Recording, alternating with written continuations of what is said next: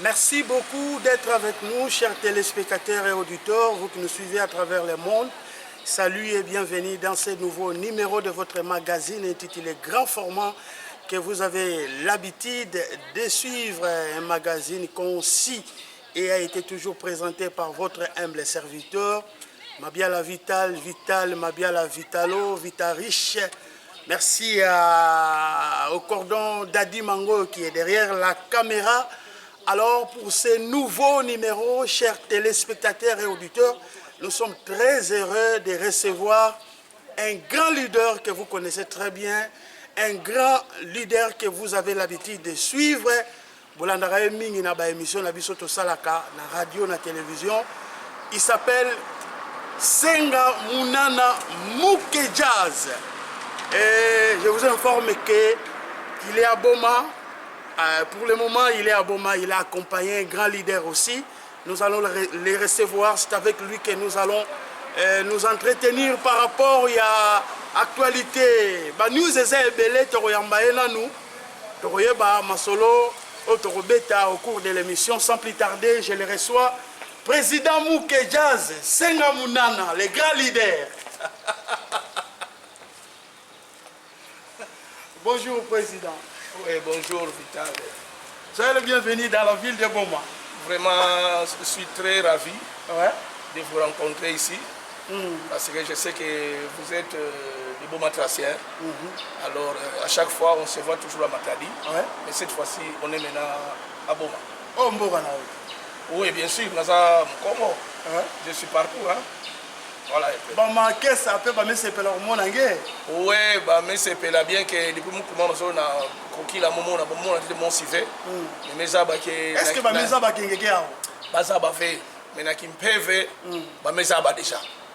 Parce que mpeve il y a des mots en Congo. Il y a mes côtés mais tambara déjà partout baké. Voilà. Message d'abord on a ma qu'est-ce année sur le Hollande avec. Mbwami nensenga munana. Mwana kinkumba mfumu mazinga bambute bayaya yenge kenu mutatu kiamase.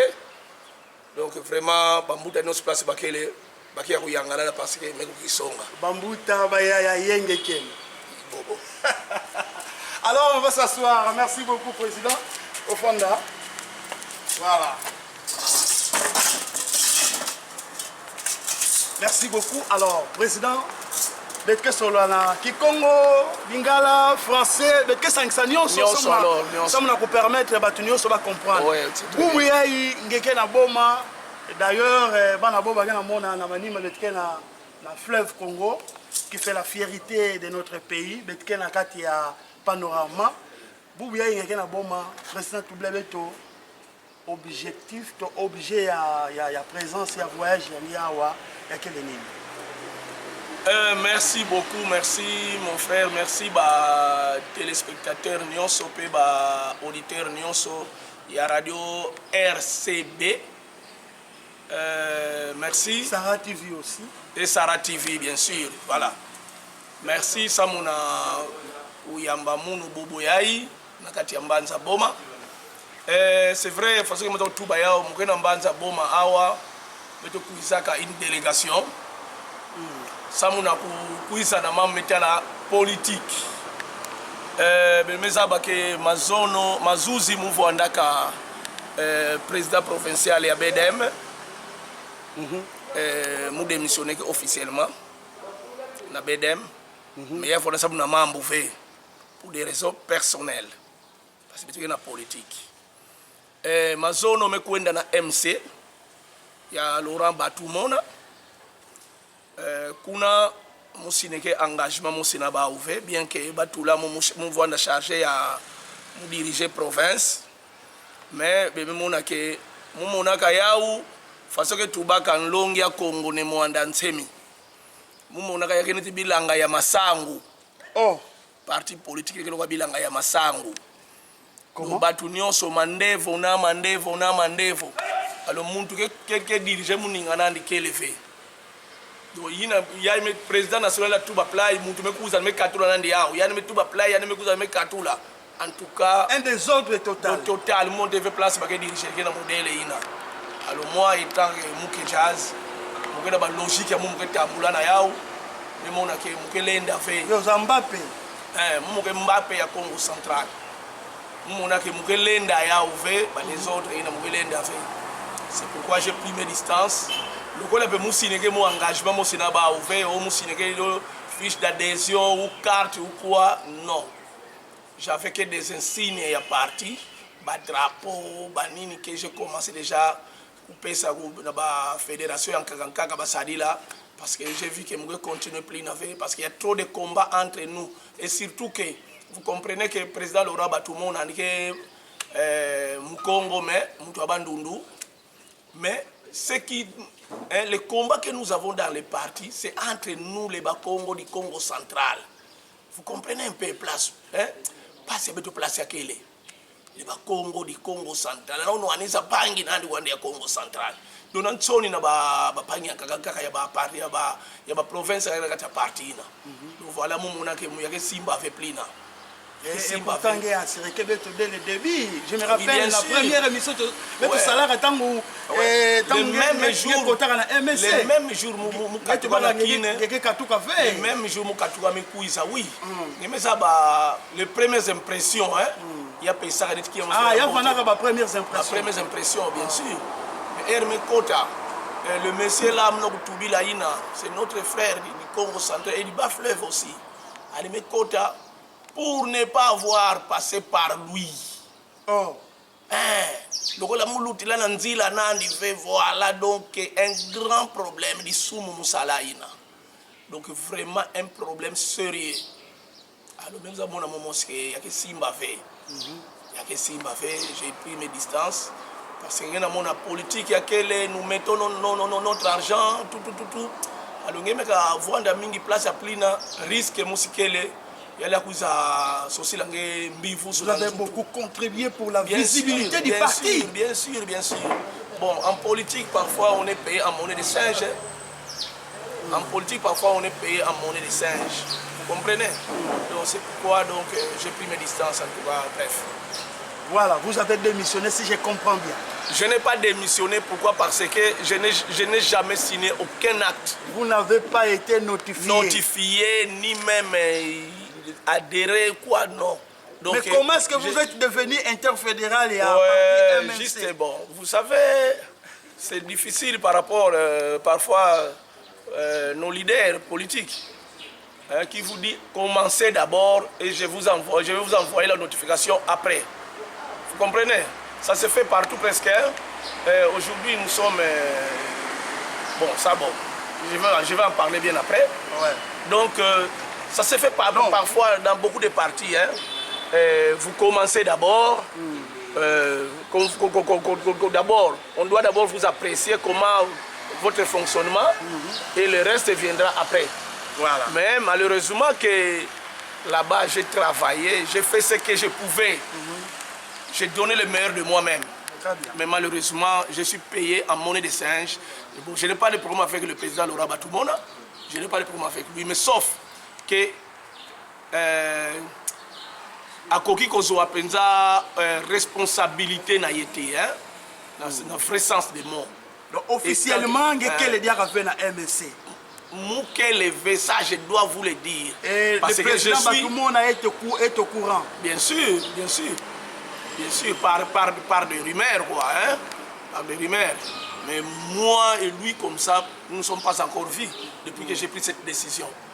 Drapeau na ba immeuble katulaka nyonso ngemeka kwena minute ngekuta drapeau ya nouveau parti ya mungu yakevana mena bubi ai. Voilà, alors maintenant tout bien avec wapi ngekele na minute ai. Donc façon même mona munu muke na boma na minute ai beto na mission ya implantation ya parti ya beto AADC. Oh oui. Ya maman Adèle. Maman Adèle Kabena. Bien sûr. Donc, il y a tournée, il y a implantation, il y a parti, na premier vice interfédéral à Beto, honorable Jean-Honoré Bavoula, na Tamboula, na secrétaire, vice-secrétaire, secrétaire adjoint à interfédéral, Jean Clodos, Tamboula na Yandi, Pour implanter parti, à 6 heures. Et nous sommes arrivés à Lukula. Et Beto Sala qui salon à Lukula, vraiment, c'était vraiment fantastique. Vraiment très très bien. Nous avons été bien accueillis à Lukula. Nous avons travaillé à Lukula jusqu'à 16 heures. Et on a quitté Lukula. Et nous sommes arrivés à Baboma ici à 18h20. Dès que Beto Kumaka, Beto Bandaka Kisalu, Beto Solarana, Beto Koutaka, Fonda Fingila Beto. Et nous avons travaillé. Et Beto Meleka, et Boubiaï, Nansuka Yaï, Beto Kemena a un hôtel Mabouilou. Beto Kena Kusala Mena moi, Koutana Bapanya Kaka, parce que Beto Mingi me baka message.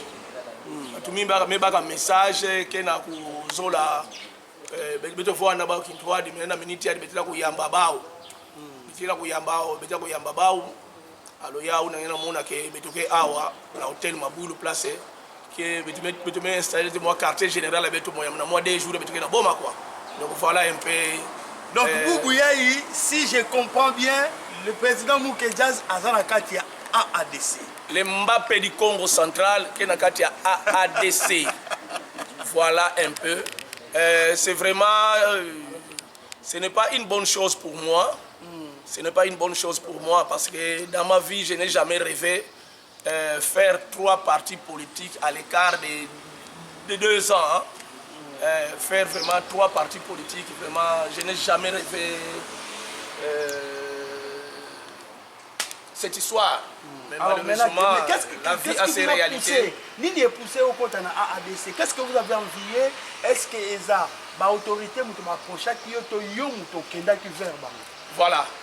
Vous savez, la Pesibino, moi, historique, la Bedem, la Zala, Moukwate Yanga Bungudia Kongote, Moukwate Yanga Nani, et le Monatsemite. Mais par conviction, par rapport à l'île de Nemo Andansemi, on a Congo central, où il y a ça qui Ngaïnandi Melaye et puis Landaye, et Tilelo, Atikala idole na ngai spirituel. Oh, ouais, Tilelo, Mutoko Yebisaka Ngateke, ono Mutoko Yebisaka Ngateke, ono. Attends, vous avez un AADC, mais. AADC, c'est la politique. Ouais. Spirituellement, je suis Kessa dia Bundu dia Congo. BDK.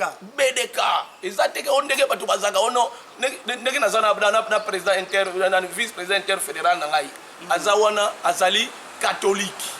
Mais azana AADC. Ngana za Kessa dia Bundu dia Congo, mais le parti politique nanga AADC. Ok. Ne pas confondre, so azamu to modatsemi azana parti politique modatsemi non. Parti politique c'est le mususu, église c'est le mususu. Des choses différentes. Des choses différentes. Ngai naza Kessa dia Bundu dia Congo, mais nazali na parti AADC. Vous comprenez? Donc ma Kessa va pas ngangeyo spirituellement. Ba panga munu ki make kabula beto kelevé. Qui m'a kabula beto kelevé. Parce que moi kuma awe ke dimanche muke kwenda na ziko amekwenda saa 2. Muke kwenda na ziko amekwenda saa 2. Ngina ba kusema bitike parler politique fait. Bitike sur la politique fait. Mais kuza saa 2 amekwenda mu. Voilà. Donc façon moi aussi be donc timu konta na BDK mutu teya mu fe kuna munu mo sikwenda. Mais katuka MC ba me solliciter munu ba me tindila munu billet me kwenda na kini. Et j'ai bien dit, le président Laurent Batoumona, président, aidez-moi, aidez-moi de ne pas faire la vagabondage politique. Aidez-moi s'il vous plaît. Vous lui avez dit ça? J'avais bien dit ça. La première rencontre avec Toga, parmi ma première parole, Moubakaka, président, aidez-moi. Et quelle était la réaction? Qu'est-ce qu'il peut me dire? Non, je te rassure vraiment ici, c'est bon. Malheureusement, tout ce qu'il m'a promis, pas l'argent en fait, par rapport au fonctionnement, tout, il m'a promis vraiment que ici, ça va. Mais malheureusement, négatif. En réalité, vraiment, c'est du désordre. Alors, nini sikoyo poussé au côté de ADC. Oui, voilà, nazokoma wana. Tango na vandi na tali na lobité. Na parfois au lieu que na continuer ko tambwisa makanisi na ngai parce que na lobi ke na reva elokote. Na mona ki netika non soki boye. Ou bien na tiki makamba politique na sala ba faire na ngane na misana. Alors réflexion moko yelingai mon vieux bavula aza vieux moko abanda ko luka ngai kala na zala na ye. Na zala na ye, oui bien sûr. Oyebaki déjà. Très bien. Na yebi sérieux ya vieux, na yebi donc je sais ce qu'il est hein. C'est vrai que na yebi penza motema na ye na katité. Parce que nabi motema na katité mais vraiment kotala ye boye par rapport ya personnalité na ye poids politique na ye na Congo central. Alors j'étais toujours inspiré que un jour na kosala kana vie oyo et puis ayebi yango pe na yebi sa ye yango na nani na ba élection 2018 le vieux a envoyé des gens baya ko lukanga na poster na ACO à l'époque tango azoko aligner ba candidat. Et c'est vrai, les candidats nyonso ya aliniaki mingi balekaki. Malgré ye moko alekaki te. Mais ba oya aliniaki mingi bomonaki babimisaki 8 députés na Congo central. Vie muto aliniaki bango. Donc, soko tali bien ngai ba voix o nazwaki na 2018. Soki nazalaki na parti lokola ACO wana oye gagnaki seuil be naza député na minute oyo. Ye moko pe azolobaka ngo ke ba voix yo zwaki soko yokelaka ngai beloza kuna.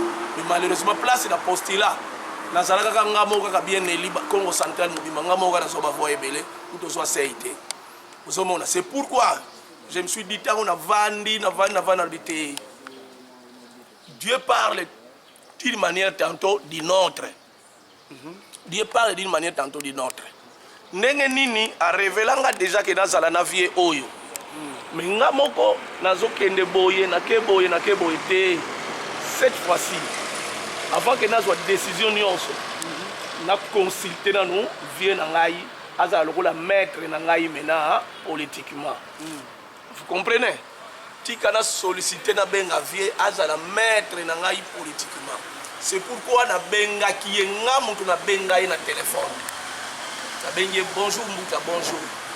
Vous êtes où présentement? Non, je suis en route pour Tchela. Je dis ok Mbuta, dès que vous allez rentrer, j'aurai besoin de vous. Nous voulons parler politique. Ok, ça va. Dès que je serai de retour, je te ferai signe. Ok. Il m'a donné même le jour de son retour. Le jour là, je l'appelle à Mekwenda na Boma. Amekuiza na boma après amefutuka matadi amebokila mukuiza na inzo mekwa tala na inzo betome solola me dira bon en tout cas donne-moi d'abord une semaine comme ça me réfléchir ça me beto sala kiwa musi ambote beto zole alors vieux voyager na ki era mekwa na ki na mekuiza amebokila mu mekwenda mtombo voilà désormais badabubia yi ngeke membre ya AADC, là où je suis. Ngediaka fana ngeke voanda. Parce que nous veut me sosangé, mais me kuya sosa munu par conviction. Ça je le dis. Nous sosaka vieille par conviction. Et je suis avec lui, j'ai sa considération. Donc vraiment avant ça la qui me beaucoup la munu me voir me échanger et puis me ça qui me ça là. C'est pourquoi même on a que la tournée avec na yani kintwadi bitume kuza na boma katuka kulukula boma mbo bitume futuka matadi na après betena kuina sekebanza après sekebanza betekita matadi et nous avons une journée de demain vendredi de pause et le samedi on entame maintenant l'étape de cataracte.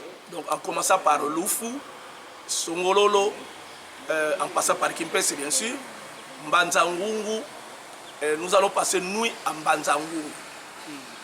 Banzangu, et puis le dimanche, Kisantu, Kimvula, Kasangulu et Kinshasa.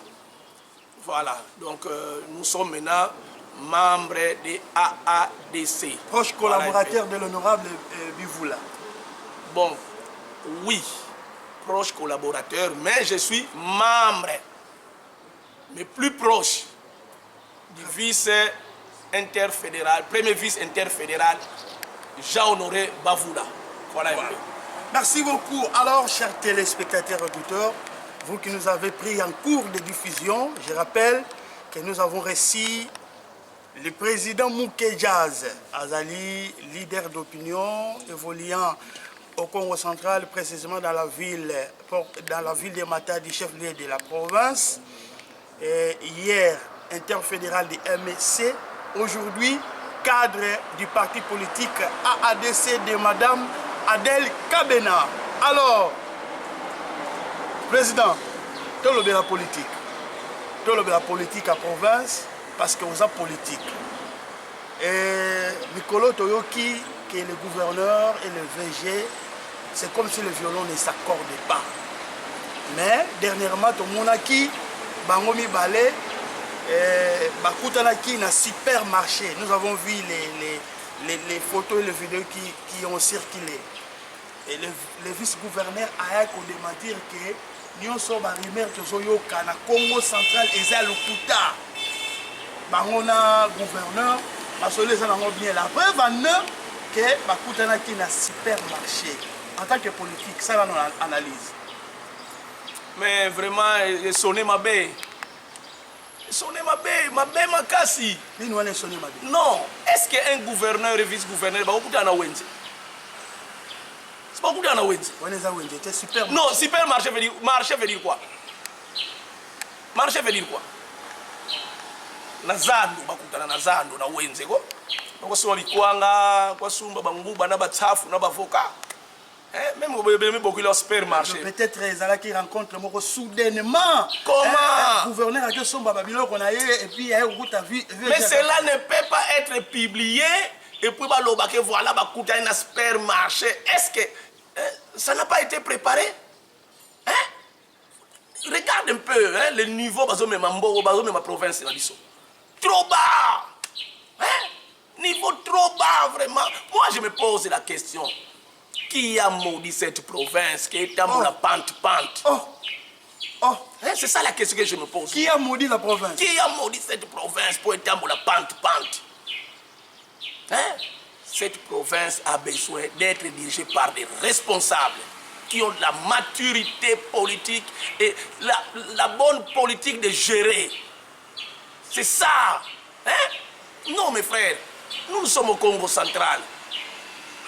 Beno Baka, exemple, même tu as bien le Congo central depuis Ntama, réputation Congo central. La petite province qui a délivré toute la République démocratique du Congo. Beto Sosaka indépendance. Il y a Congo, il y a Iboala, il y a Nene, la grandeur, il y a continent. Mais province a fait autre Congo central. Sosaka indépendance. Il y a Congo, il y a Mvimba. Province bake Zitisaka, province Mfumu Kimbangu, province ya Nemo Andanseni. Bina ubabusa. Place me voanda Luzitu. Parce que poser la question partout, on vous dira que Bakongo, batu ya respect ya Luzitu. Mais pourquoi aujourd'hui? Après le départ, il y a un gouverneur qui a Tsatsa Ntumba. Mais à son âme, Viembachi, le monument vivant, Ngemetala, Jacques Mbado. Depuis 3 figures, Mekou Ndilaka, province Mauzinga, Pant. Boubia Iplai, Mbazi Plai, Boubia Iplai, Mbazi Plai. Est-ce que nani meloka province? Nani meloka yao? Bamfu muzole bake salaka na batima mosi ba biro ba okele kwa ku titulaire kwa ku vice. meleri ayi kana siba boka sala na telefone betu kwa kutana na wenze selon hier on a qu'à préméditer metuba siba boka sanaka muzaba ve betu kuna kutana na wenze sans betu effacer image ayi non. J'avais bien dit dans une émission à Matadi, ma province ne mérite pas ça. Peut-être il voulait aussi répondre frère, à ceux qui pensent non, que... ce n'est pas seulement... Non, Nakata Wenzeve. Non, il y a des cérémonies, il y a des loutaka. Mais nous pouvons lancer parce que même on a bongi ça, ouessé. Oh, il y a des provinces. Ouessé, il y a des camps militaires. Oh, mais ça m'a dit que c'est bongi ça. Papa.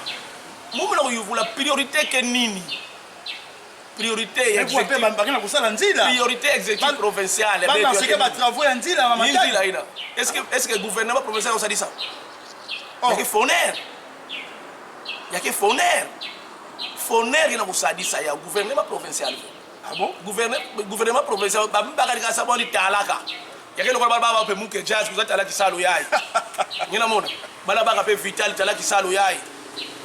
Mingeve no bimisa mbongo nge kwa nini tu ngena bagusa mundu sibaba tu mukengela kisana na chantier bete mona batike kengela bisana ba chantier sumba 10 sacs ya sima mesuma ni 8 meso academy meso ka mbongo de sacs po batu bani tala kwa nikaka ngena mona mingelo nge bimisa ka mbongo yini faso mo sibaba ka gouvernement de provincial beno tala ka meki salo mpesa bisa yake foner donc jusque là là-bas au Monsi mo devait ça ba misala na province nini kisalu ba mesala muzaba ve tubila mundu kana ngenge mezaba tubila mundu quand j'arrive Kalamu papa ba me boela ba 30 000 na ba enseignant mais tubila nge muzaba ve ba me pesa ba bourse wapi ba me tunga ba école quelques écoles monisila mo école mo wapi akini